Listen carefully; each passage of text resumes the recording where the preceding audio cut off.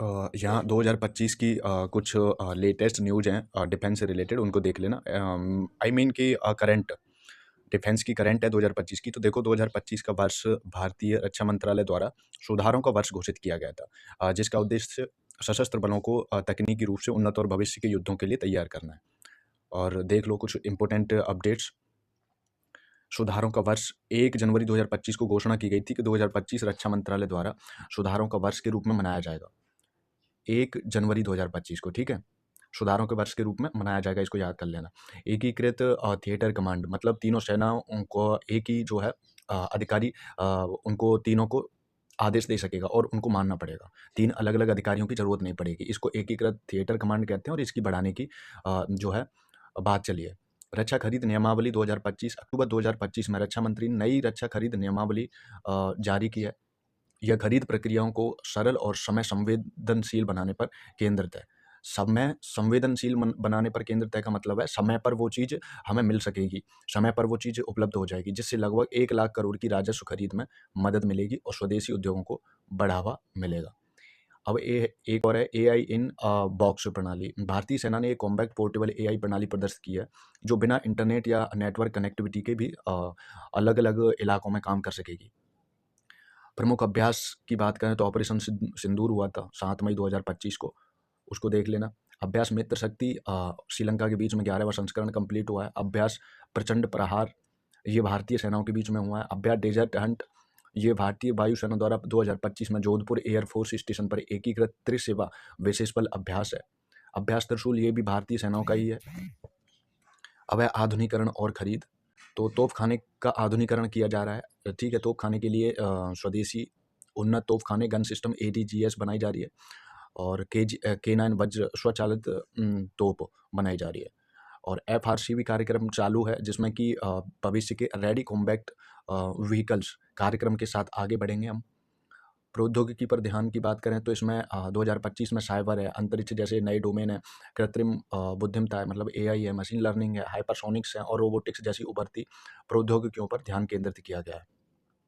मानव संसाधन की बात करें तो महिला सशक्तिकरण को आगे बढ़ाने की बात की है और 2025 तक एक सर्व महिला स्काई डाइविंग डिस्प्ले टीम स्थापित करने का लक्ष्य है। अग्निवीर योजना को अग्निवीरों की भर्ती जारी रही है, जिसमें 10+12 टेक्निकल एंट्री स्कीम जैसी नई भर्तियों की घोषणा की गई है। और अब इसरो को देख लेते हैं, इसरो ने क्या क्या किया है। तो भारतीय 2025 में इसरो और DRDO ने NVS-02 नेविगेशन सैटेलाइट है, जो 29 जनवरी 2025 को इसरो ने सतीश धवन अंतरिक्ष केंद्र हरिकोटा आंध्र प्रदेश से अपना 100वां लॉन्च सफलतापूर्वक पूरा किया है। और ये जो लॉन्च किया गया था वो GSLV F-15 रॉकेट से लॉन्च किया गया था और इस सैटेलाइट को कक्षा में स्थापित किया गया है और जिसने भारत की NAVIC नेविक प्रणाली को मजबूत किया है, ठीक है? नेविक आप लोगों को पता होगा, ये एक भारत का क्षेत्रीय, मतलब भारत का क्षेत्रीय GPS है, एक तरीके से ऐसे मान लेना, ठीक है? गूगल मैप है। निसार मिशन 30 जुलाई 2025 को नासा प्लस इसरो द्वारा संयुक्त रूप से विकसित किया गया था और ये उपग्रह को जो है GSLV F-16 द्वारा सफलतापूर्वक लॉन्च किया गया। यह पृथ्वी की सतह की निगरानी करने वाला दुनिया का सबसे महंगा और उन्नत रडार इमेजिंग उपग्रह है, जो जलवायु परिवर्तन और आपदा प्रबंधन और कृषि पर महत्वपूर्ण डेटा प्रदान करेगा। अगला है CMS-03, इसको ध्यान से देख लेना। CMS ये 03, ये जो नाम है वो भारत के LVM का नाम है, LVMS का, जो कि भारत का सबसे भारी उपग्रह है, मतलब उपग्रहों को ले जाने वाला रॉकेट है। LVM-3 M5, LVM-3 इसका नाम है, ठीक है? भारत के सबसे भारी संचार उपग्रह CMS-03, जिसे GSAT-7R भी कहा जाता है, उसको सफलतापूर्वक लॉन्च किया गया है। यह उपग्रह विशेष रूप से भारतीय नौसेना की समुद्र डोमेन जागरूकता और संचार क्षमताओं के लिए सफल किया गया है। अब है एक्जियम 4 मिशन। तो ये भारतीय अंतरिक्ष यात्री जो 25 जून 2025 को जो भारत का एक वायुसेना का जो कैप्टन है शुभांशु शुक्ला, उनको एक्जियम 4 मिशन के तहत अंतर्राष्ट्रीय अंतरिक्ष स्टेशन ISS अंतर्राष्ट्रीय अंतरिक्ष स्टेशन में भेजा गया था, ठीक है? 3-4 और भी गए थे एनजीएम 4 के हिसाब से। EOS-09 मिशन, ये 18 मई 2025 को कंप्लीट हुआ। PSLV C-61 से रॉकेट के माध्यम से इसको छोड़ा गया था और ये पृथ्वी का अवलोकन करने वाला वो था उपग्रह। अब है ब्लू वर्ड 6 लॉन्च, ये 21 दिसंबर 2025 इसरो ने अमेरिका के AST स्पेशलाइज्ड सबसे भारी वाणिज्यिक उपग्रह ब्लू वर्ड को लॉन्च किया। 21 दिसंबर 2024 हो सकता है, अभी तो करेगा या फिर ऐसा हो सकता है क्योंकि अभी तक 2021 दिसंबर आया नहीं है। यह मिशन वैश्विक स्तर पर सीधे डिवाइस पर ब्रॉडबैंड कनेक्टिविटी प्रदान करेगा। मतलब ब्लू वर्ड 6 लॉन्च का मतलब है हमें अपने आप ही नेट मिल जाएगा, किसी भी टावर वगैरह की ज़रूरत नहीं पड़ेगी।